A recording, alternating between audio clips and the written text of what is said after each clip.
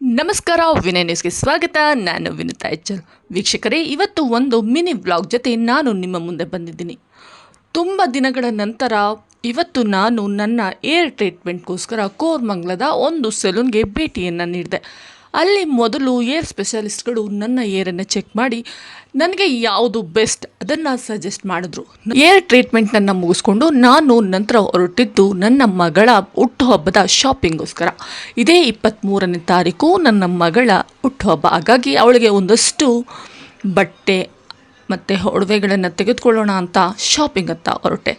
ಕೆಲವೊಂದಷ್ಟು ಅಂಗಡಿಗಳನ್ನು ನೋಡಿದೆ, ಎಲ್ಲೂ ಕೂಡ ಲೈಕ್ ಆಗಲಿಲ್ಲ. ಫೈನಲಿ ಸುತ್ತಿ ಒಂದು ನನ್ನ ಮಗಳಿಗೆ ಬೆಸ್ಟ್ ಅನ್ನುವಂತಹ ಡ್ರೆಸ್ಸನ್ನು ಸೆಲೆಕ್ಟ್ ಮಾಡಿದೆ.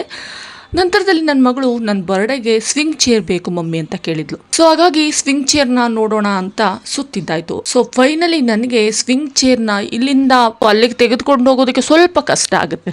ಹಾಗಾಗಿ ಅಲ್ಲೇ ಕೊಡ್ಸೋಣ ಅಂತ ಡಿಸೈಡ್ ಮಾಡಿ ಸ್ವಿಂಗ್ ಚೇರ್ನ ಸ್ಕಿಪ್ ಮಾಡಿದೆ. ಇದಾಗಿತ್ತು ಇವತ್ತಿನ ಮಿನಿ ಬ್ಲಾಗ್.